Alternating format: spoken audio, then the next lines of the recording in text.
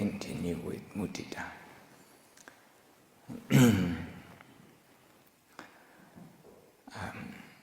Yesterday we talked about diagnosis and diagnostic and treatment function of Mudita. That when we start doing Mudita, by orientating the mind towards something positive in our life, that doesn't mean that Mudita will arise straight away. The default position of the brain is not Mudita for many people. For many people, the brain default position is negativity bias, is fear.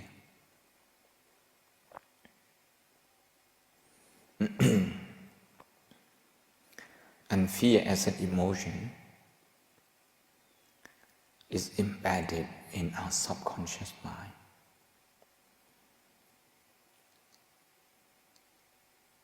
So during the day, most of the time, our thoughts, our speech, our action are dictated by subconscious mind, subconscious habit. We fear of losing what we have. We fear of not achieving what we want to achieve. We fear failure. We fear of being overshadowed by other people. We fear of not being recognized by other people. A lot of fear. We fear of not feeling well. We fear of the future. We fear of not being loved and cared for. We fear of not being seen, not being heard. When we have an opinion, when we want to say something, we fear that we may not be heard. Fear makes us feel insecure. So that's the default position. That's the default position. That is why when we start practicing Mudita, appreciative joy, despite our effort, appreciation doesn't come automatically. Joyful feeling does not arise automatically. And we have to be reminding ourselves of this one. So in the Four Noble Truths, the Buddha always starts with dukkha, something difficult to bear, something difficult to accept is called dukkha.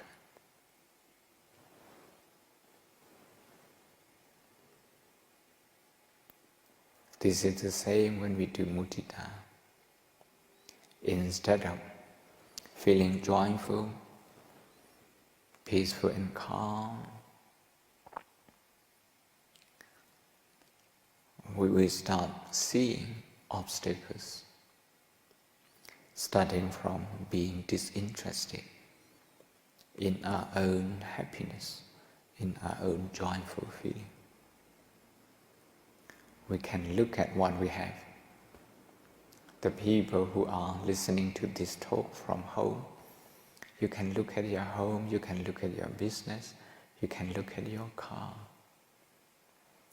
And do you feel joyful straight away? Actually, that's very difficult for you to do that.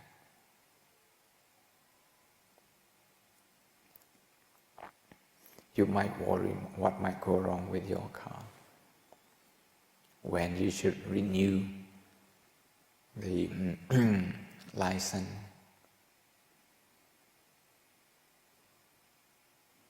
if your neighbor's car is going to overshadow the importance, the significance of your car. And the same with your house.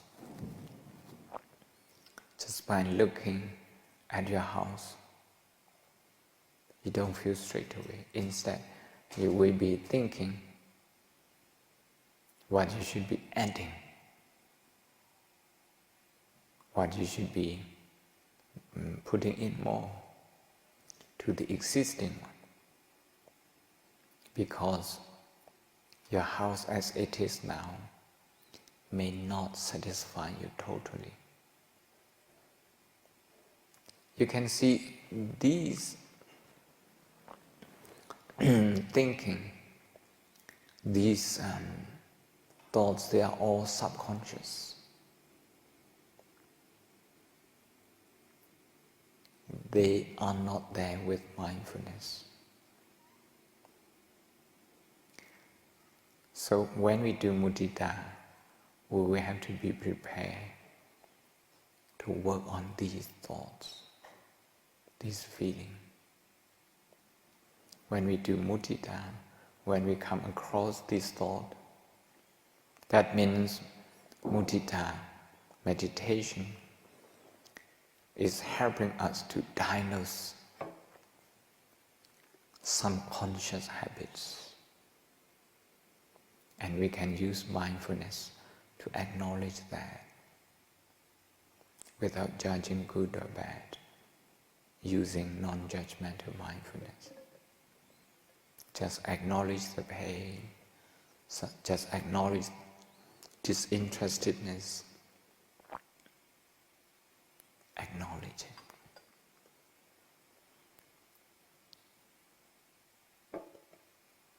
And then try to go back to mudita. Trying to go back to mudita. Anything that we do mindfully will have greater impact on our subconscious mind and subconscious habits. Mudita, what we do, when we do mudita, we do so mindfully, consciously. A case in point is trying to think about your certificate. You all have got, certain kind of certificate, certain kind of recognition. When you think about that, sometimes there is only memory, there is no emotion associated with that, no appreciation. Appreciation is a form of positive emotion. Joy is a kind of positive emotion as well.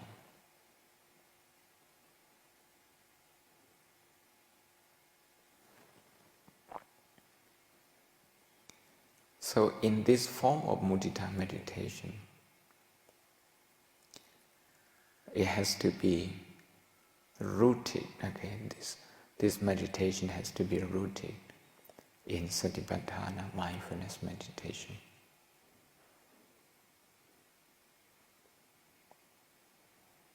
Otherwise, mudita meditation has no protection.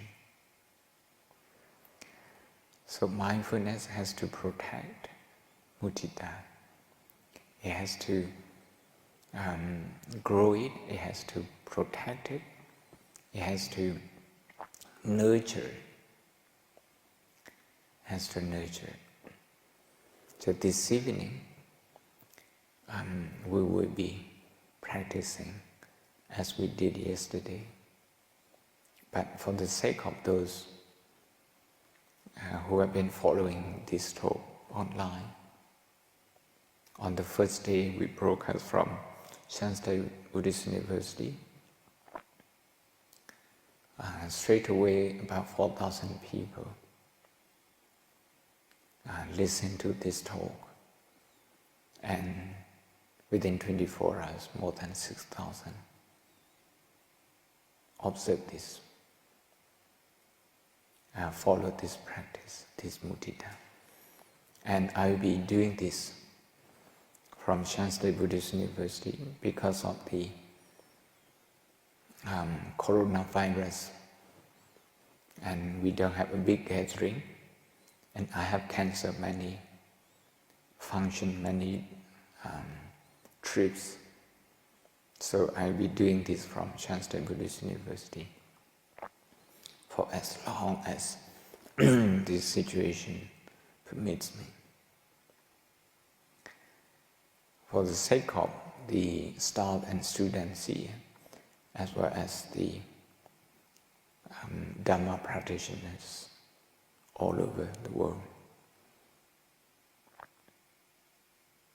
I'll be doing this in both English and Burmese. And for the Shan, I'll be doing separately. So every evening, whenever the opportunity arises, I will try to do this regularly.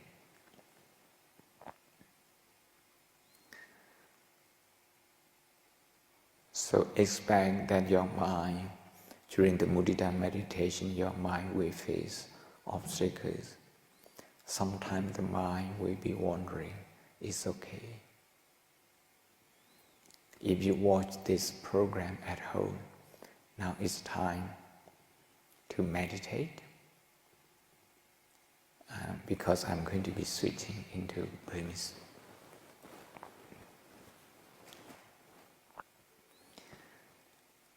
The steps are the same as we described yesterday. First ourselves, then our nearest and dearest one, especially our parents and teachers, relatives. Then the third group is the people you work with, your colleagues. Here at Shanghai Buddhist University, the residential ones. You can pick anyone and cultivate mudita using that person as an object of your mudita.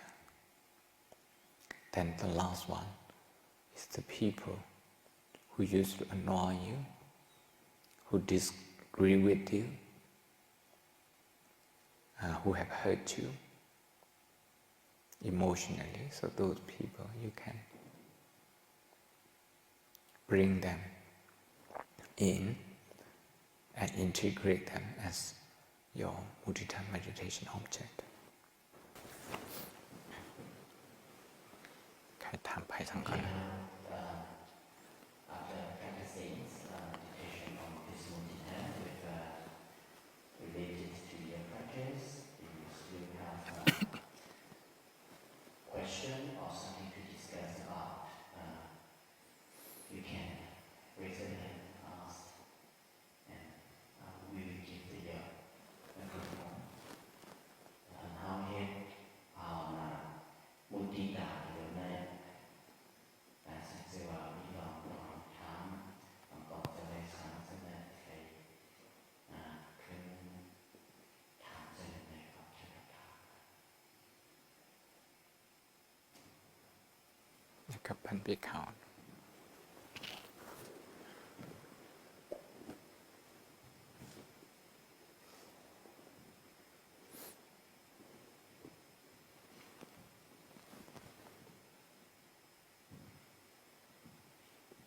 Good evening, Sayadaw. I would like to ask, what is the advantage and disadvantage for one who doesn't have mudita to herself? The advantage and disadvantage. And if the person does not have mudita on herself, is it possible that she could have mudita to other people?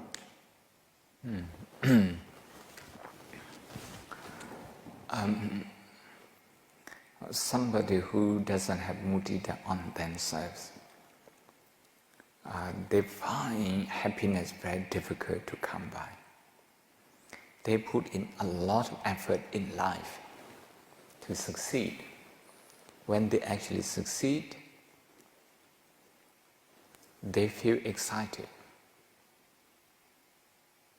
and they take that excitement for happiness. Actually, that excitement is not happiness. Imagine that.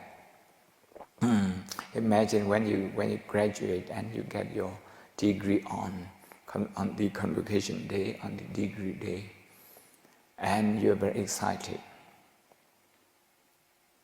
But that excitement is not happiness. That excitement is associated with getting something new. And your degree is not going to be new, it's going to stay new all the time. Then you won't be able to feel excited anymore, because excitement is associated with something new. And your degree is not going to become newer and newer. Instead, it will get old. You will take it for granted. It will lose its significance. So for people who cannot relate to their own positive qualities and feel joyful, it's very difficult for them to feel joyful, to feel happy for other people. If they do, that will be excitement, not so much, genuine happiness. Because somebody has got something new, because somebody that you like, is successful, and you're happy. But that happiness will not last long. Why? Because it's excitement. Excitement is associated with magic. Magic cannot work twice in this condition. But mudita that we do is actually thinking about the same thing again and again. And that particular activity, that particular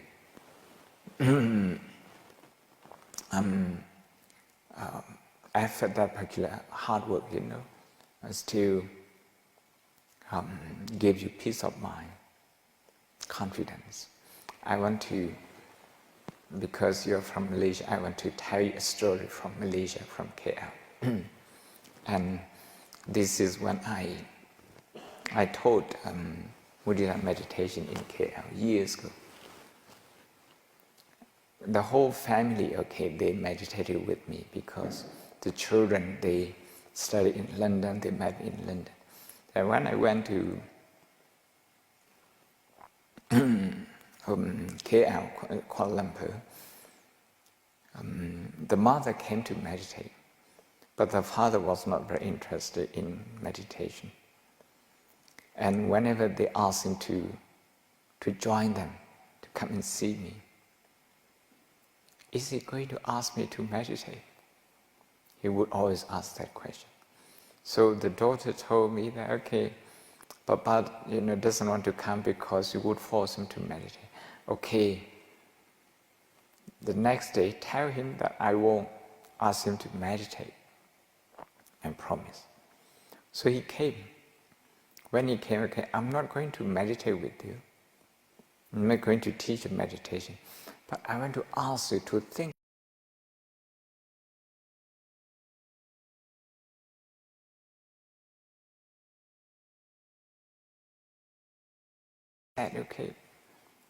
The time went very quickly.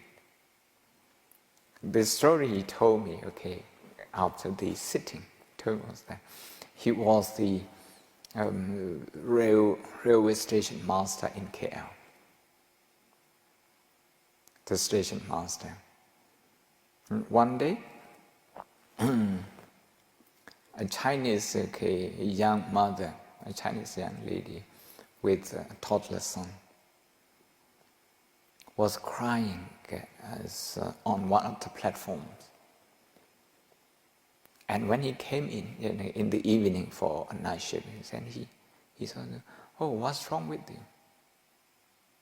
She told him. She said she originally she was from Penang, and she was married to a Singaporean, and she now lives in Singapore. She has been to Penang to see her family, now on her way back to Singapore. And just after the train started from Penang, her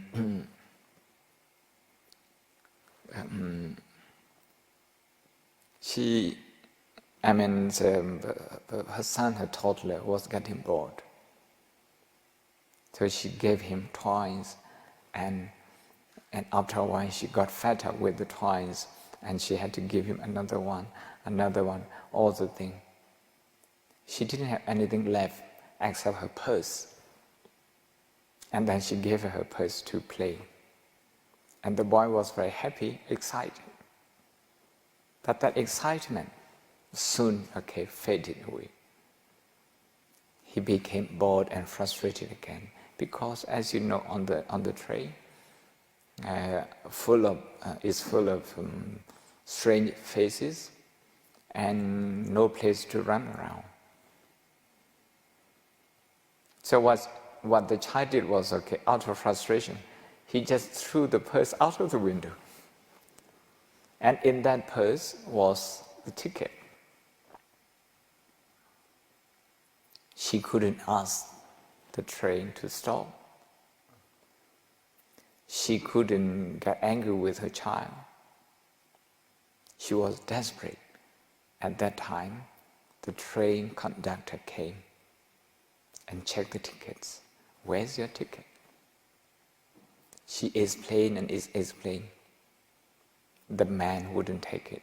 He wouldn't accept. I don't want to bring in the racial dimension. He mentioned that, but I ignore that. Then he said, he told her, I can report you to the police, being on the train without ticket. No, sir, I have it, but my son-in-law, no. These people, they saw it. They saw the child throwing away the purse. They didn't know if the ticket was there. Okay, I'm going to let you off this time, but in the next station you must get off. Otherwise, I'm going to report you to the police. The next station was KL station, so she had to get off. Because in the evening, she has no money because the purse was thrown away. No ticket. She was hungry, and her child was hungry as well. The telephone numbers, everything was lost. So when this station master saw her, the first thing he did was, don't worry, come and sit in my office, to give her reassurance. And straight away he went out to the nearest restaurant near the station and to get some food. He said, Master, you never come to our restaurant, why today? And he told them about the lady, and they donated some food, and he paid some. He brought the food and he asked them to eat. And then, out of his own pocket, he gave some money, and he also asked his staff to contribute whatever they wanted. So they all contributed, and they bought the ticket from that money, and the rest they gave her as pocket money. She was so grateful. And the next train, he put her on to the next train, and telling the guard, telling the staff on the train to take care of her. When he told me he had already retired, that incident took place some 30 years ago. When he He said when he was thinking, revisiting the incident, he felt goosebumps. He felt so happy, so proud of himself to have done that. 30 years. Look at your certificate after 30 years. Would you feel that joyful feeling? Very difficult. Some people don't even know where they kept their certificate. If you eat a very delicious food, how long that food, that taste, that delicious taste can sustain your happiness? No, it cannot, because it's not happiness. People cannot distinguish happiness from excitement. They just feel excited, a sense of excitement in that. But if they feel mudita in that, eating that particular dish, that happiness will stay with them forever. If you think of that particular food, how it sustains your body, how the farmers work hard, how the cook work hard, how the trading system is in place so that the good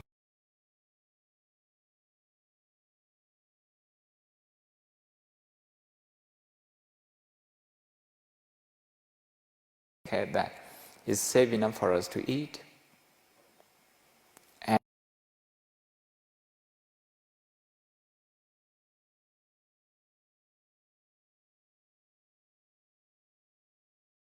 if you think about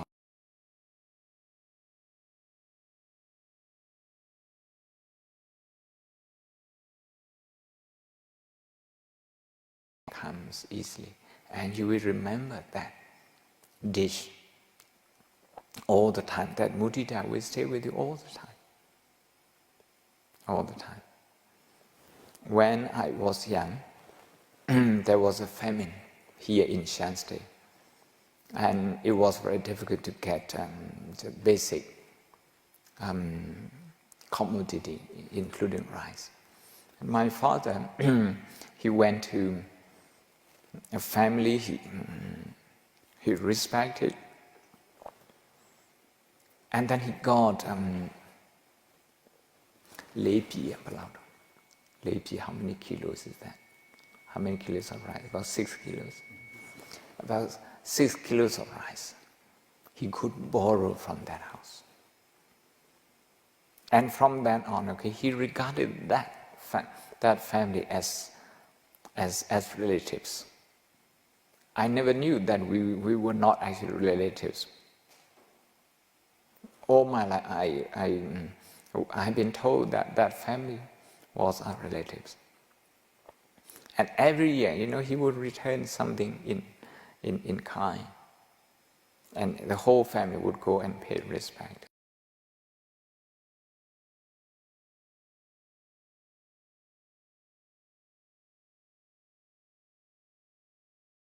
Give him a lot of joy, a lot of love, a lot of warmth, a lot of kindness, whenever he later, he did very well. He could give away a lot. But then I would think that 6 kilos of rice that he received from that particular family actually. Can you feel happy with getting the certificate? Because there are people that are happy and also people that are not happy with this event. People who are not happy, you need to have compassion for them. That they have the opportunity to be happy, and that they are unable.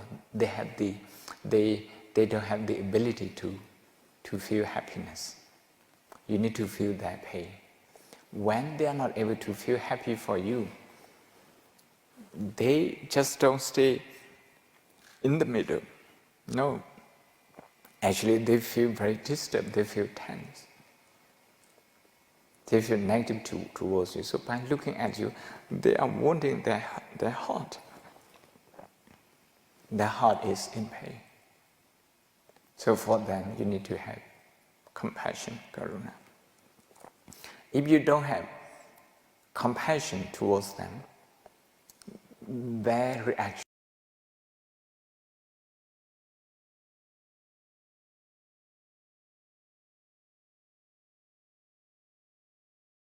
because of you get the certificate, and then you won't be happy because you get the certificate, then you like cause other people suffer, then you won't feel happy.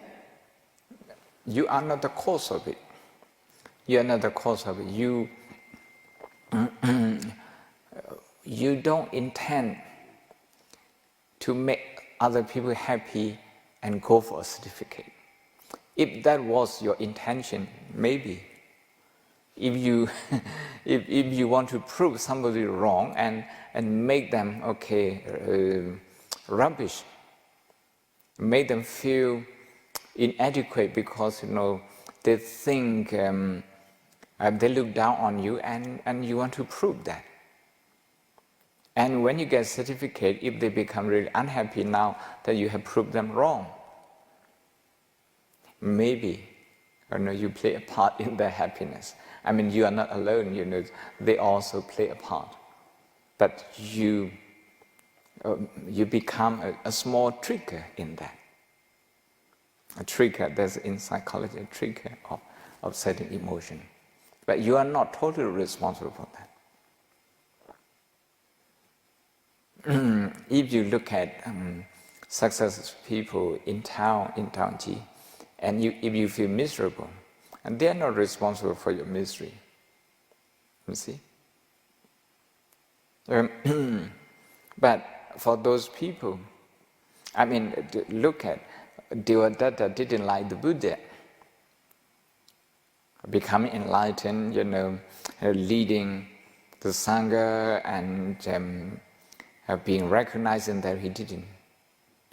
Should the Buddha stop? Should the Buddha, if possible, return his certificate of enlightenment? No. Because the Buddha's intention was very clear. He wanted to help everyone, including Devadatta. That Devadatta was not happy with him was not his fault. But all along, whenever Devadatta acted improperly, the Buddha would have compassion towards him, would feel his pain. Seeing that Devadatta was causing pain to himself and also to others.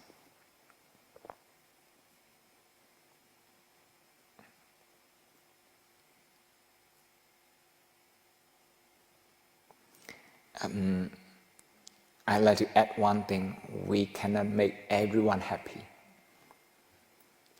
We can be kind to everyone. And that's enough. That's enough.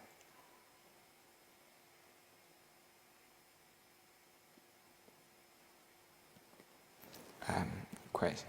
Microphone there.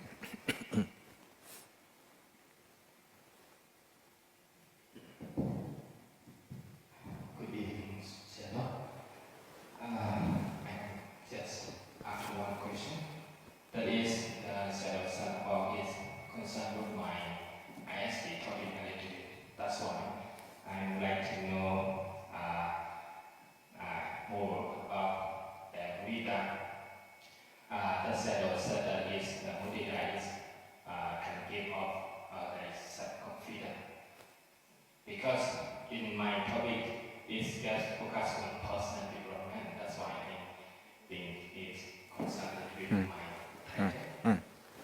So, Sayadaw can give more their ideas about the Mudita, how concerned with the personal self-confidence. I'm not helping you writing your ISP, okay? I'm just talking the Dhamma. the idea from this. Okay. Personal development is the four noble truths, the basis. The basis, as far as I can see, someone who recognizes and is keen to work on problem, to understand problem, dukkha satya. This person, okay, for his or her personality development is very good. This is Buddhist way. Buddhist way is problem-based approach. It's based on dukkha. Our thinking is based on dukkha in Buddhism. Now, based on dukkha, we do mudita. We do mudita. When we do mudita, our self-esteem or self-confidence is very important for personal development. In Western psychology, is even more. With that, they go up to what they understand as ego or self-actualization. But coming back to mudita, I would like to say that, shall I simplify it? If we can feel mudita for ourselves, self-confidence is achieved for 25%. If we can feel mudita for our siblings and our teachers, then another 25%. Usually, we only have expectation between siblings. We don't have mudita. You want your sibling to do this for you, to do that for you. You expect them to support you when you feel low. When you feel successful, you expect them to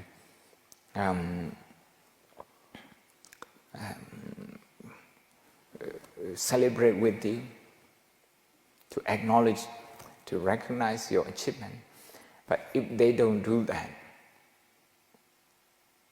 you start feeling disappointed straight away. Why? Because among the siblings, the relationship is marked by expectation. So here we are changing. Instead of that expectation, we are recognizing our siblings for what they can do, for what they are. We are recognizing them. Then the relationship between siblings and families will be better. Personal development depends so much on the relationship that we have with our family. Some people, they have trauma with their family members. So, the third quarter, the third quarter of self-confidence comes from strangers. If you can relate to the positive things, the strength, the good thing in strangers, then you are 75% self-confident. Otherwise, whenever you see strangers, your self-confidence will be in question. It will be. It can be shaken sometimes. When you have to speak in front of strangers, for example, when you have to work with strangers like that.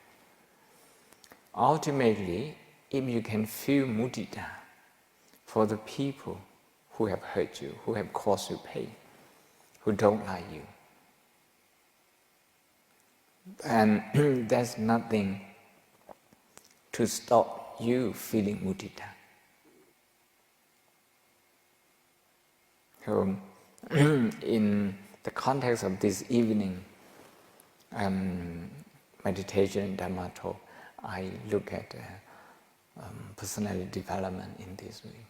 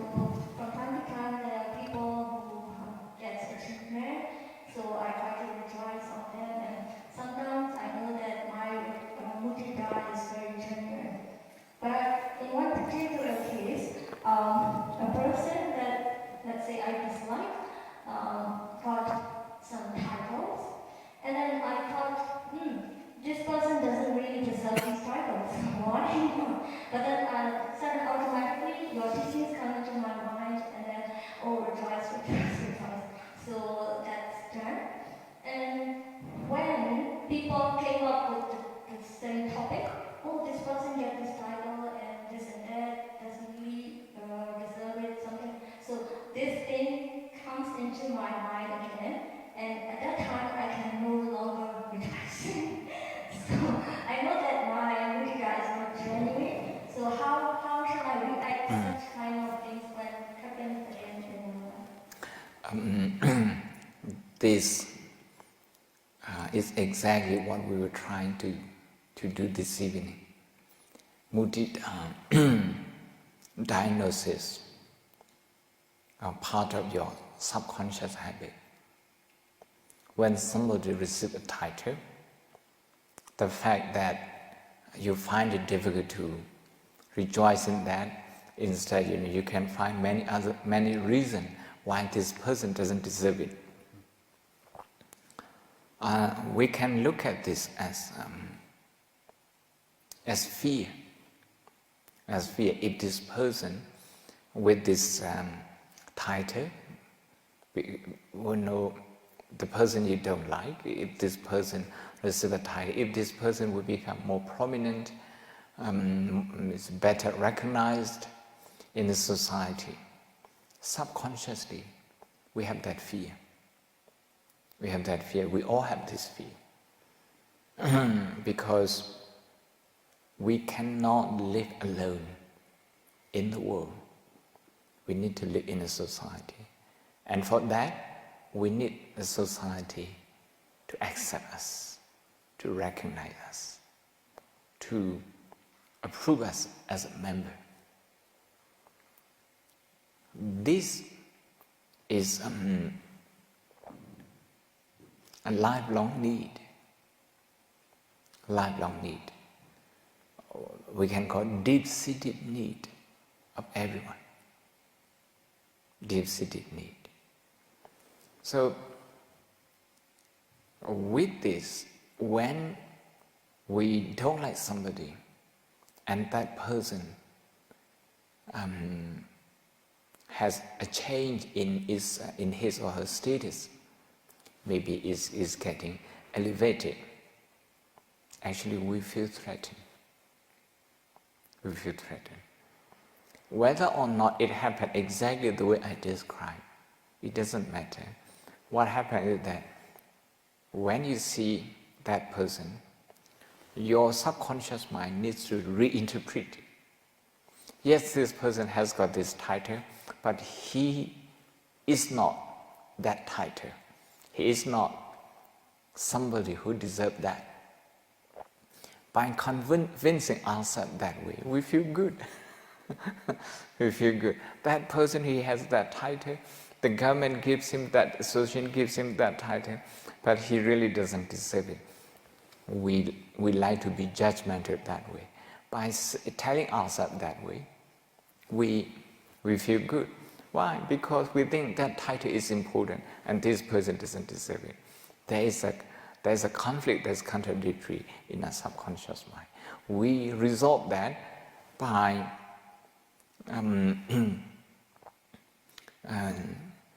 coming to a conclusion that this person, yet that degree is good, but this person doesn't deserve it. That kind of thing, that kind of, we say judgmental attitude. And it happened to us all the time. It happened to us all the time. I can easily see it in my mind, from time to time. Then I think, okay, subconscious mind, which is a child, is protesting. It's protesting. It's just trying to comfort it, trying to soothe it without saying that he is right. This child is right. Without saying that, I'm just trying to comfort that. That's what mindfulness or satipatthana does.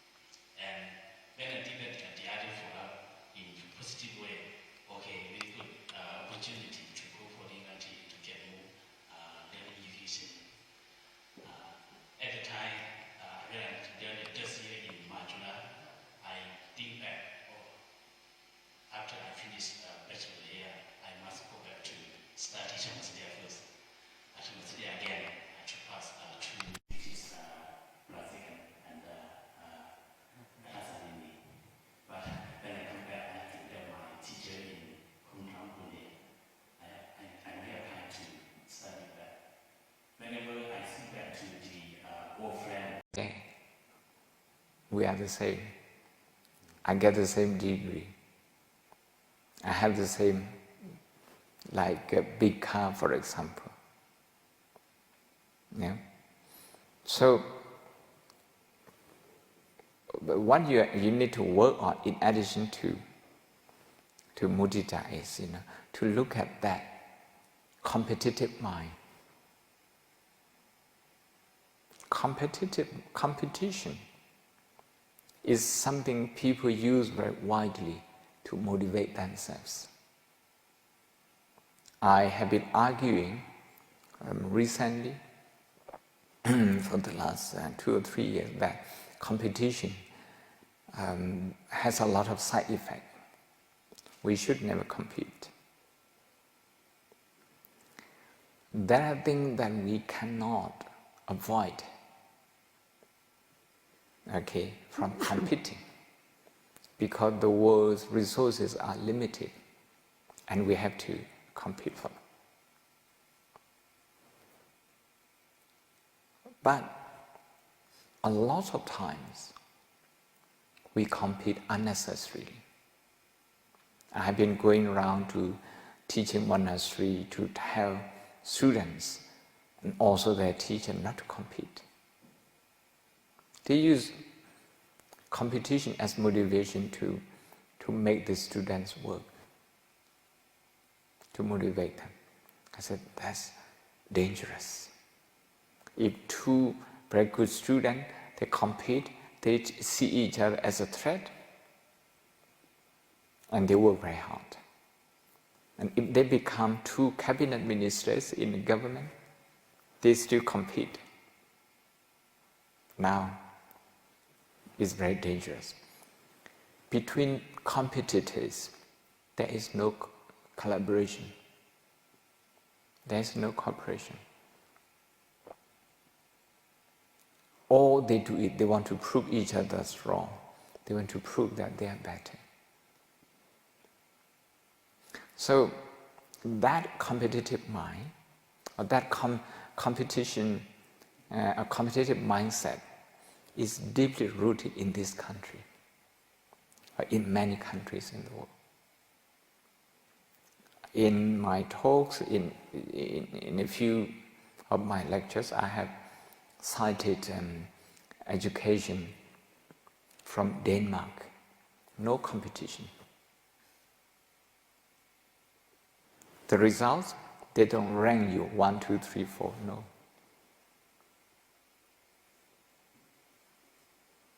Even in England, other people don't know your results. They don't want you to compete. Yeah. This is one thing that you need to take care of yourself. If you compare yourself with other people all the time, Western psychology, some people, not all of them, would say that that's a good thing because when you win, that gives you self-confidence. But I think that's very dangerous. It has a lot of side effects. So instead of competition, we can use compassion, karuna, to motivate ourselves, like Bodhisattva, like the Buddha. A lot of suffering in this world, if we feel the pain of those people and we want to be part of their solution, and we work hard in what we do, if motivation comes from this, then we don't need to compete with anyone. We will still be the best, among the best. So that's one thing that I want you to focus on. Now, Mudita will help you to diagnose your anxiety that you had before, and it remains dormant in deep down in your subconscious mind, and also regret. You see, regret. We can always think about what we don't have and regret. Mudita is to change that mindset and to focus on what we have, because we have enough. And every one of us are doing, very well in our own way. So, if we can redirect our mind, if we can change that default position in our brain, in our mind. Now, in terms of the brain, from the amygdala at the back, the prefrontal cortex will start working.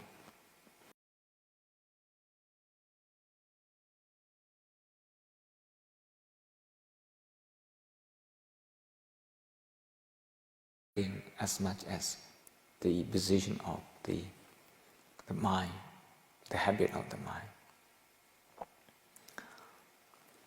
If you do this, you can rejoice in the completion of Silakanda. Now you don't think about the completion of Silakanda, you only think about the failure of Athasalini and Parajikakanda. You see? You have two choices to think about, the failure and the success. You have both. Yeah.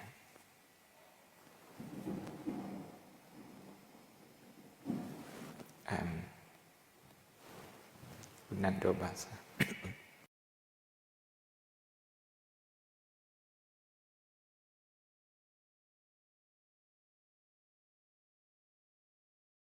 Want me to hear. I'd like to ask 3 questions exactly. Maybe this is the question that you have to answer several times when you go to the Buddha. The first one is, why the Buddha taught us the 4 Brahma-Vihara Dhammas, the 4 divine books. Why do you focus just on the compassion meditation? Because I think there are several occasions that we have to use all kinds of techniques to deal with all the difficulties that we meet in our life. So sometimes there might be a reason to use metta, or sometimes compassion, or sometimes karuna, mudita as well. So when you talk the compassion meditation as a theme of your teaching, or what is the reason? I would like to know. And this is my first question. And the second is, why we recollect what we have done successfully for ourselves and for others as well. Isn't that kind of scattering and kind of wandering in your mind? According to the Vipassana meditation practice, when our mind wanders to the past and hope for the future, unless we don't focus on the present moment, can we get concentration and insight from such kind of meditation? And what is the highest spiritual achievement from your compassionate meditation technique? This is my second question. And then the third question is,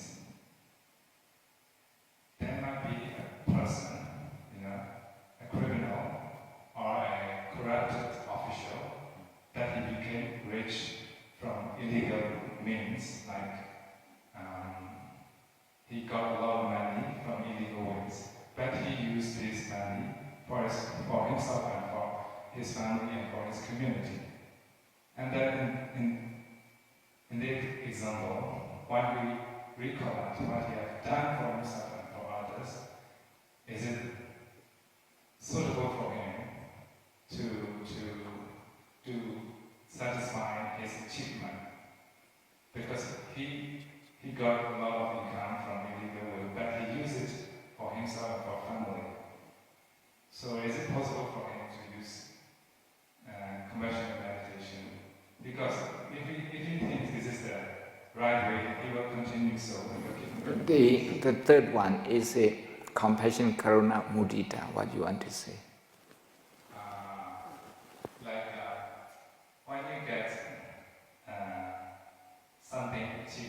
I know the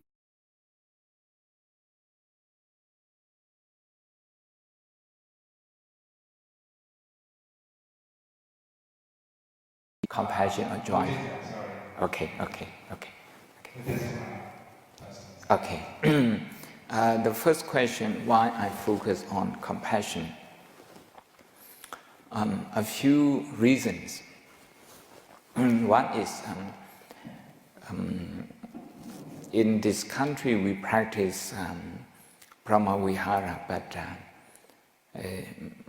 about 95% of the people, they stop at metta. They never go through Karuna and Mudita, far less Upekkha. That is why we have a lot of misperception about Upekkha.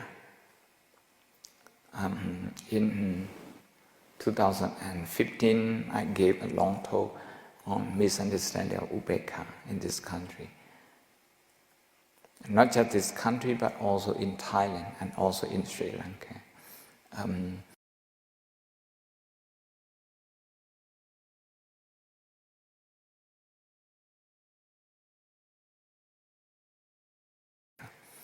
I feel because we start with metta and we don't get to karuna. So I want to encourage people to do that. I want to bring to their attention the importance of karuna.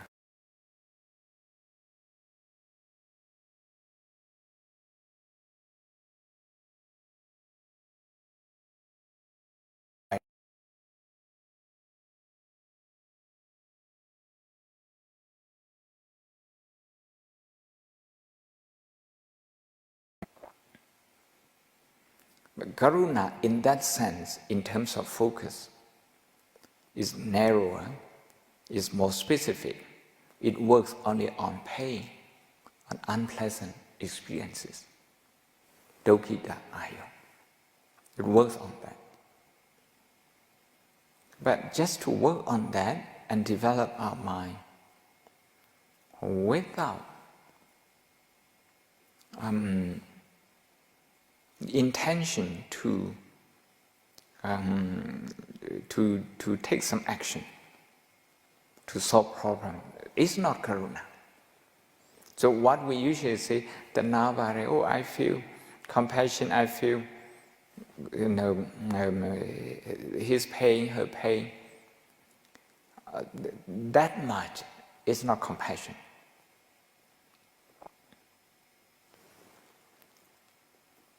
In the Attasalini, para dukkha panayana bhavati lakkhana. Para dukkha, other people's pain, apanayana, to remove it. Unless there is a clear intention to remove other people's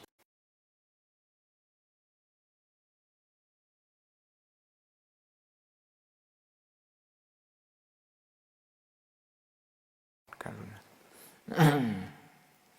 When we disagree something in this country, we get angry with each other easily, we fall out with each other easily. We stop talking to each other, we stop cooperating with each other easily. I see this as problem of anger management. But when somebody gets angry with you and stops working with you, if you behave the same, even if you don't get angry, if you stop working with that person, then you also have the same problem, the same EQ problem. You sustain that tension. Okay. I mean, how to develop this country? Not this country, it may be Thailand, it may be Malaysia, it may be England, after Brexit, it may be America.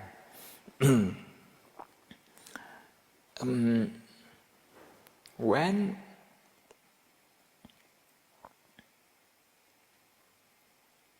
we disagree with each other, our focus is fixed on the people we disagree with.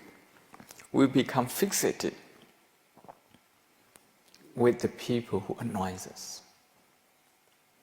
And we lose our focus. Our focus should be dukkha, should be suffering, should be problem. If we focus on the problem of this country, the problem that Buddha Sasana faces, the problem that Bharati Sasana faces, then we would be thinking about problem, trying to fix the problem. This is how compassion becomes our motivation. Otherwise, we can get fed up and give up things easily. So I want people to be more resilient. And of course, another thing is that I believe what people do when they practice metta, most people practice metta, they recite a certain formula. That's for people who achieve high samadhi, the level of jhana. That works for them. But for people who have no working level of samadhi, that formula wouldn't work for them. They would still get angry with the people who disagree with them like that. So I find that, compassion more practical.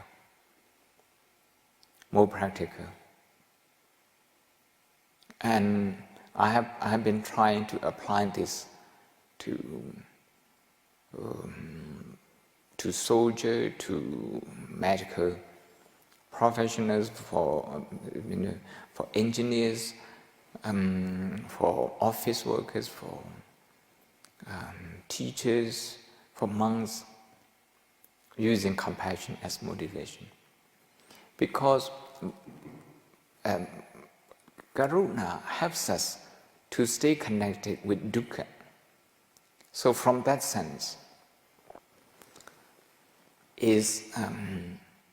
it helps us to stay connected with the three characteristics. We work on dukkha if we develop karuna. We want to reduce the impact of dukkha. At least we want people to suffer less. That's karuna. Okay. The Buddha taught 4 Brahma Viharas. And why I choose only karuna? I think by working on karuna, a certain portion of metta is included, especially if that metta focuses on dukkha. For the part of metta that focuses on sukha, mudita, we have to take care of it. So in my understanding, roughly, karuna and mudita, they are branches of metta. Metta is wider than that. Metta has a lot of qualities. But for many people, it's too abstract. Hidupakara bhavati, meaning to wish for the welfare, to have other people's welfare in your mind, and think and speak and act that way. That's metta. It's too abstract for many people. Too abstract. So this is one. Your second question, if you want to remind me. What is this highest spiritual achievement? Okay. This technique. This technique, I usually introduce basic satipatthana first.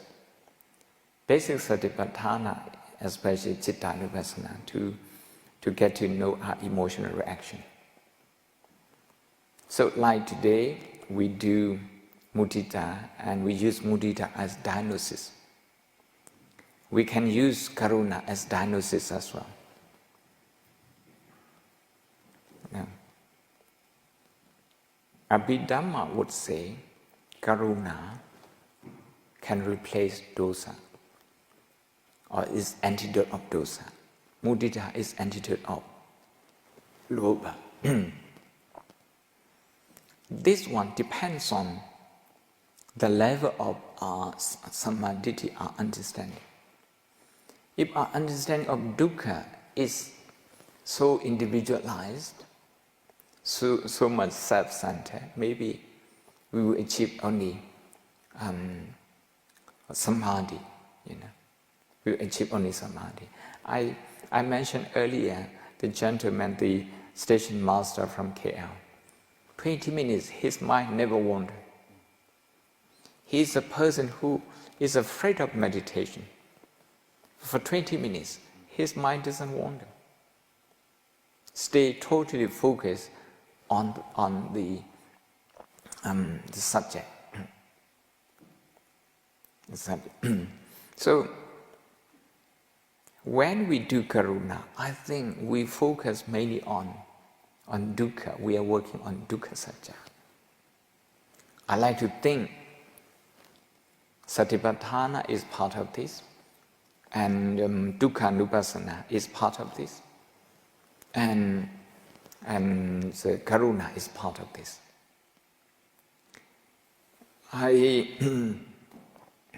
Sometimes I question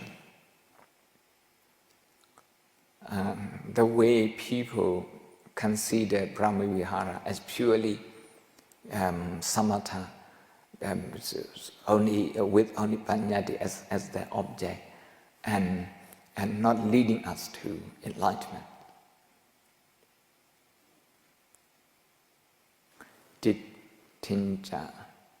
Dittancha anupakama silawa dasanena. By working on karuna, by working on dukkha, if I work on my pain, my disappointment, I'm very similar to Vijita. I did Tajadiha. I really wanted to do this, to pass this. I said for 1 year, I have 6 more years to do. A lot of time. But then my health didn't allow me to do. And I stopped. So sometimes I dream about this. Sometimes I still dream about this. When I focus on my regret and my disappointment, if I work on myself with karuna, then I relate to Vijita's karuna. I relate to every one of your disappointment.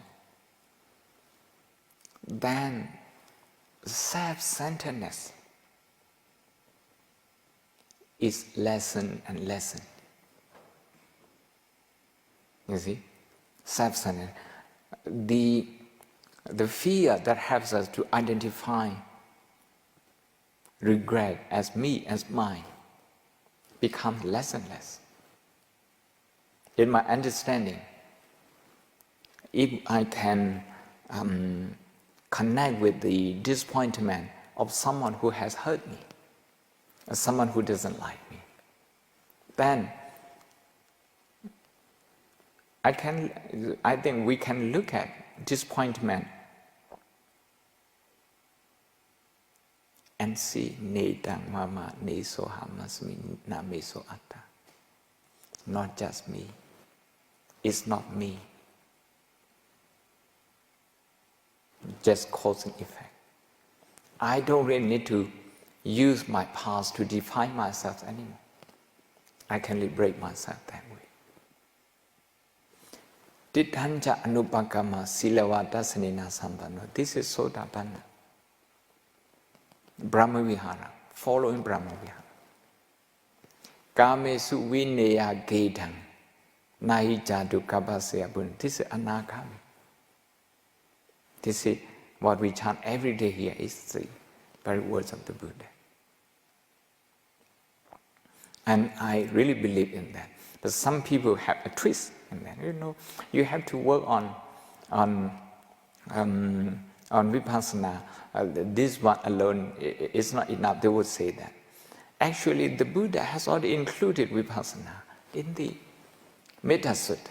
When he says, Ewang pi sabba buddhesu, reach out to everyone, to the whole world, using your pain to reach out to all of them, using your joy, your success to reach out to all of them, the whole world.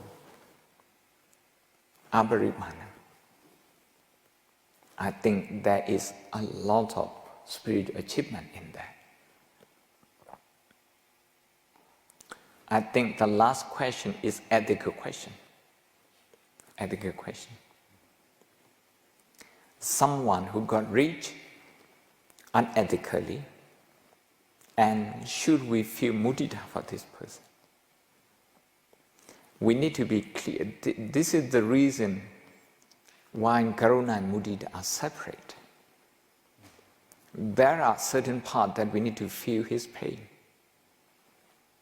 That person, okay, in our eye he may be enjoying himself because he has a nice car, because he sent his children to top university using.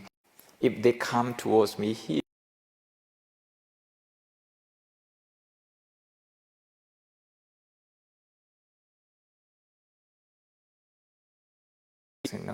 they would explode because of the pain inside, because of the suffering inside. Guilt is in subconscious mind. We can never use our reasoning to overcome guilt. Yeah. Just reasoning alone, it wouldn't do. So for that reason, we need to feel their pain, compassion. I think I know quite a few people in that category. Not just in this country, but also in other countries. They try very hard to fit in. They would use their wealth, they would try to establish connection so that people accept them. I see that as suffering. So I have a lot of karuna, a lot of compassion for them. For people who don't have money, they think people who have money, they have no suffering. Again, that's an artificial understanding of suffering.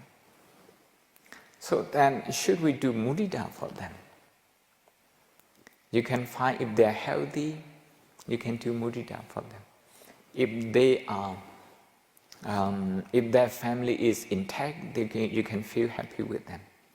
If you have some qualm, some doubt about their wealth, forget about it. But in my case, I would do early in the morning, they can feed themselves. Wherever they want to go, they can.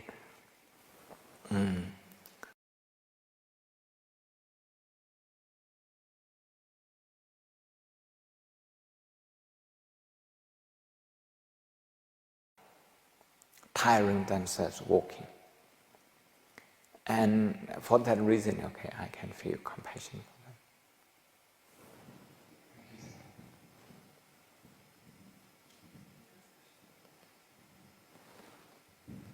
Good evening. I will not take long time. Sayadaw, what I found in my experience now, that my mind many times seeks the dukkha rather than, can we practice really mudita to everyone? Because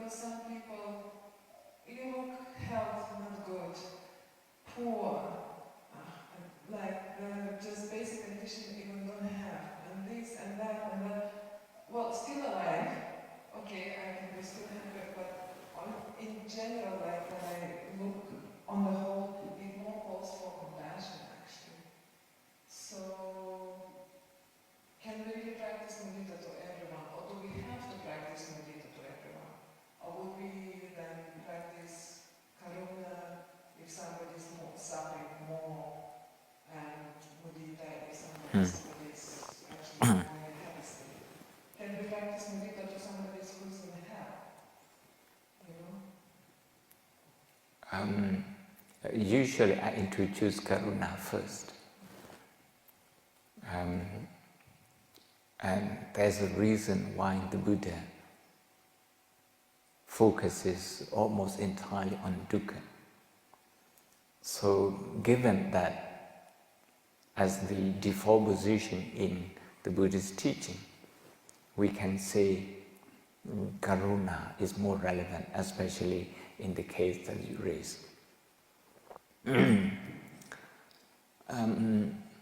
First, I want to put this to you for your own thought, first theoretically. I do this practice for 7 days, for 10 days like this, in a retreat. And with people who have done, other types of meditation. And they discover something in themselves. When they work on compassion, work on pain in themselves, in other people, finally in the people who have nothing to do with them, or in the people who hate them, who cause them pain. When they can do that, they have already subdued their anger to a certain extent. They are quick to identify their emotional reaction at that point. I would give them a challenge to do that. In the topic, in the subject, in the issue they work for karuna, I would ask them to find mudita, theoretically, then practically. In the same way, somebody who is very strong in mudita rather than karuna, there are people like that, then the same thing, okay, the same thing. Now, I have this microphone and I can be joined for using this microphone. You can all hear me, I can be heard. This is mudita. But the same issue I can do karuna. The fact that I need this microphone is karuna. So I would challenge that way. If we can do that, one issue we can do both karuna and mudita, then this practice is strong. Some tiny thing that the person, okay, there's a lot of suffering inside, but the fact that he can still walk one step, the fact that he can still breathe, there is still hope. That sort of thing.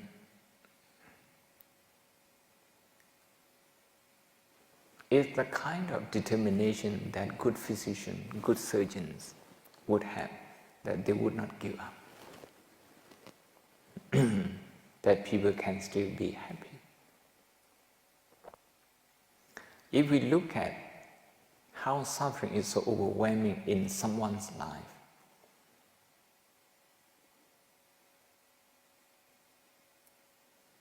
when we don't have mudita, that karuna can turn into mercy killing. I have come across a close friend, a family in Cambridge, in England. And they recommended for that mother, okay, like euthanasia.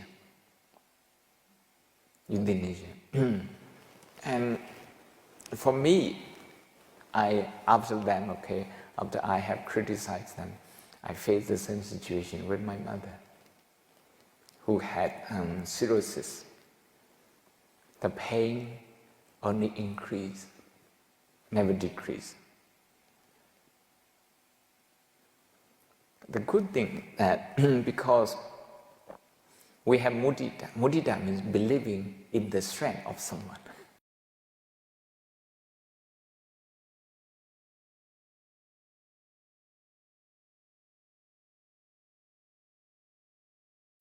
every day I would I would chant the Dhammacakkappavattana Sutta with her. And she had been to maybe about 10 days meditation retreat with Mingun. So she knew how to work on pain. And I would meditate with her. But, from time to time, she experienced huge anxiety, not knowing.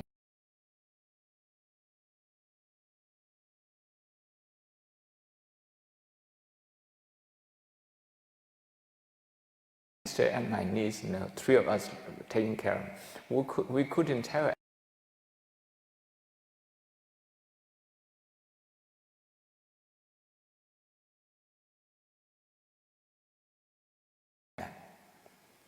But the thing is that we value the days that she had, the few days, the few weeks that she had. This comes from Mudita. So we would meditate every day, and I would make sure, because she was very fond of generosity, giving things to monks, to nuns like that. I would ensure that she could do that every day. And then family member would share the meal. This is the way she was brought up. We did that.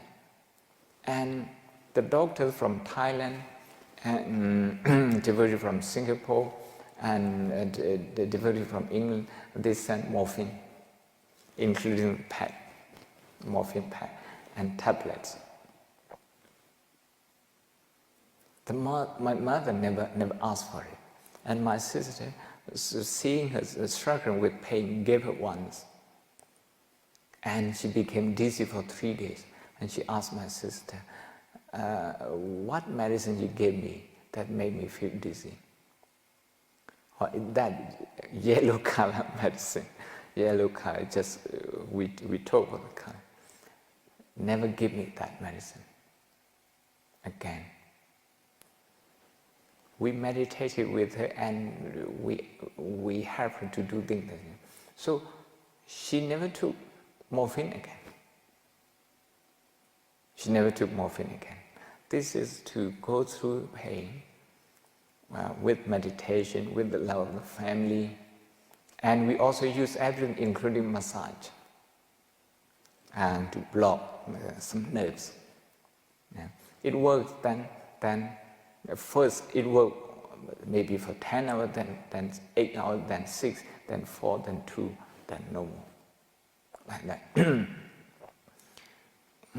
Whatever happened, she was able to work on that pain. As the pain increased, her concentration increased.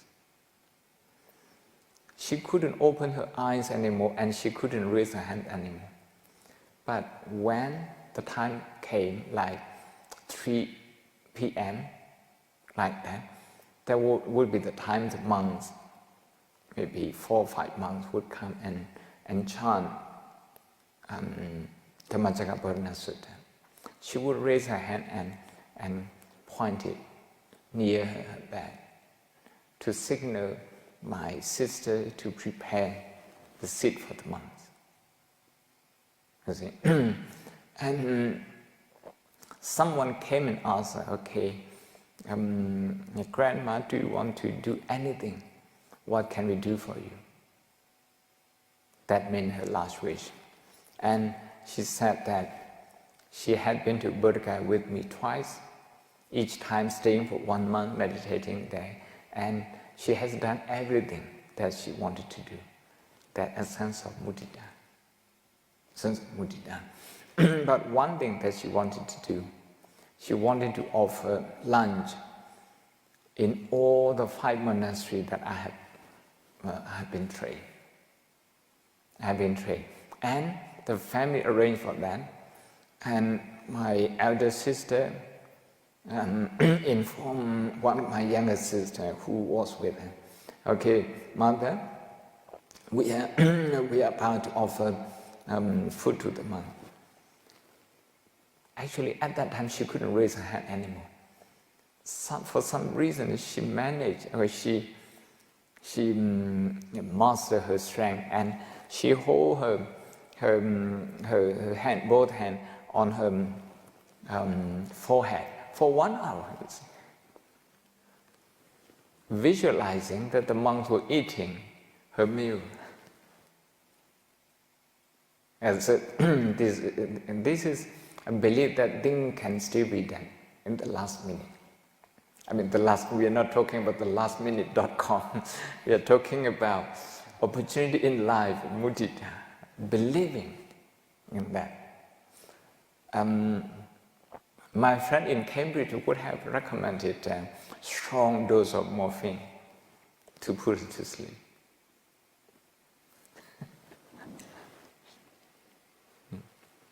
Okay, we can continue tomorrow. Sadhu, sadhu, sadhu.